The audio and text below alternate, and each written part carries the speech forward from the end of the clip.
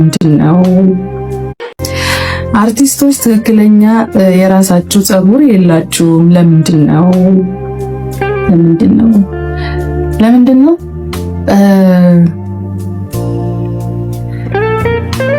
ምክንያቱ እኔ በበኩሌ የራሴን ስናገር ብዙ ጊዜ ቀረጻ ላይ ጸጉራችን በተደጋጋሚ እንሰራዋለን፣ ቀለም እንቀባዋለን። በሆነች ደቂቃ ወይ በሆነች ሰዓት ውስጥ የተለያየ አይነት የጸጉር ስታይል ልናደርገው እንችላለን፣ ልንቀያየር እንችላለን በቀረጻ ሰዓት እና በጸጉራችን ከሆነ ይህን እንግዲህ ሴቶች ትረዱታላችሁ ብዬ አስባለሁ።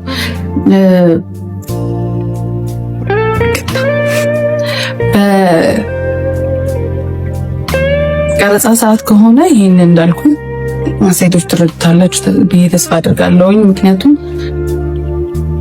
የተለያየ በሆነ ሰዓት ውስጥ የተለያየ አይነት የጸጉር ስታይል በአንድ መሰራት ለጸጉራችን በጣም ትልቅ ጉዳት ያደርሳል።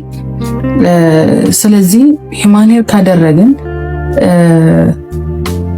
ቶሎ የፈለገው መሆን ይችላል። ሂውማን ሄር የሰው ጸጉር ስለሆነ ቢቆራረጥም ባይቆራረጥም ምንም ችግር ስለሌለው ለዛ ነው ሂውማን ሄር እኔ በበኩሌ የምጠቀመው ማለት ነው። ያ ነው ምክንያቱ። ያ ነው ጸጉርሽ ህይወትሽ ግን ምንድነው? ጸጉርሽ የራስሽ ጸጉር ነው ወይ? ካልሆነ ትክክለኛውን ጸጉርሽን አሳየን። ምን ማለት ነው?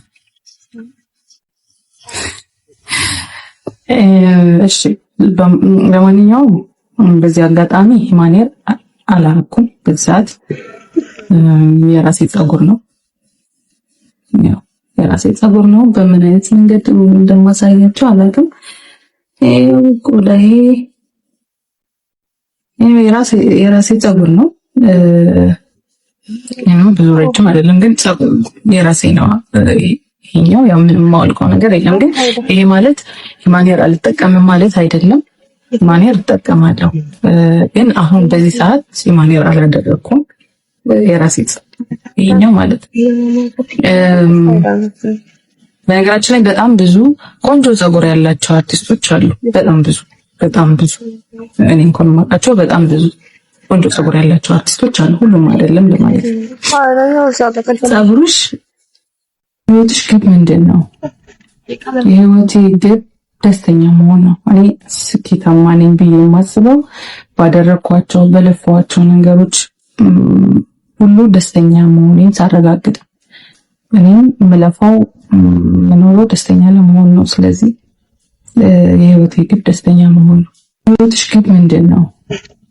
የህይወቴ ግብ ደስተኛ መሆን ነው። እኔ ስኬታማ ነኝ ብዬ የማስበው ባደረኳቸው በለፋኋቸው ነገሮች ሁሉ ደስተኛ መሆኔን ሳረጋግጥ፣ እኔም የምለፋው የምኖረው ደስተኛ ለመሆን ነው። ስለዚህ የህይወቴ ግብ ደስተኛ መሆን ነው።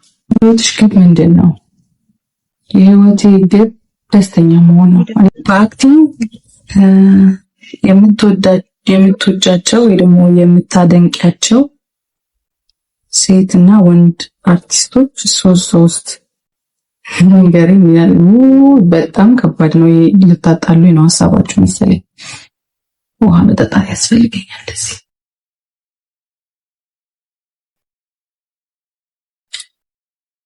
ሁሉም የየራሱ ችሎታ አለው። ሁሉም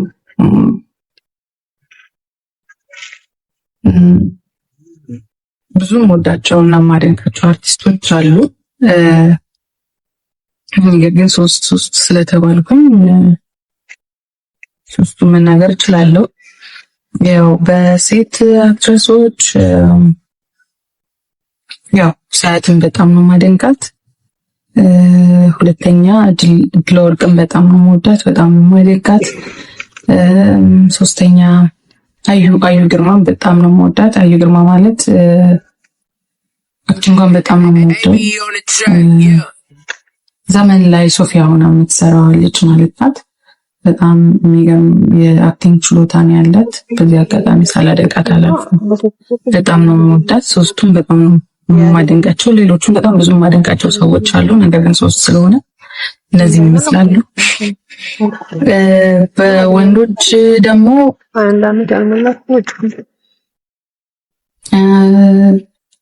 ቴዲ እንግዳ ሰውም በጣም ነው የምወደው፣ በጣም ነው የማደንቀው። የሚገርም ትወና፣ የሚገርም የአክቲንግ ችሎታ ያለው ልጅ ነው። በጣም ነው የማደንቀው ቴዲ እንግዳ ሰው። ሁለተኛ ባባ በጣም የሚገርም አክተር ነው። እሱም በጣም ነው የማደንቀው። በጣም ብዙ የምወድለት የአክቲንግ ችሎታ ነው ያለው። ሶስተኛ ግሩም ኤርሚያስ በጣም ነው እሱን የማደንቀው ማከብረው። እሱም በጣም ብዙ የምወድለት የአክቲንግ ችሎታ አለው። በጣም ጎበዝ፣ በጣም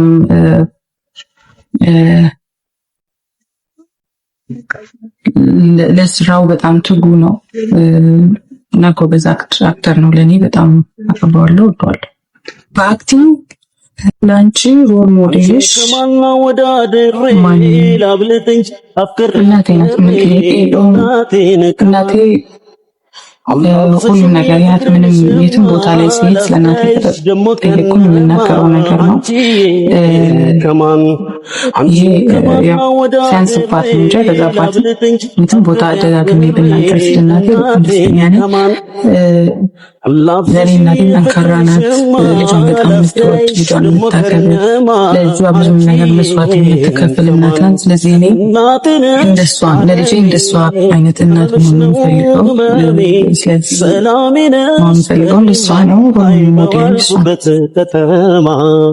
እኔ እንዳንቺ በስስ ሴክሽን ነው የወለድኩት።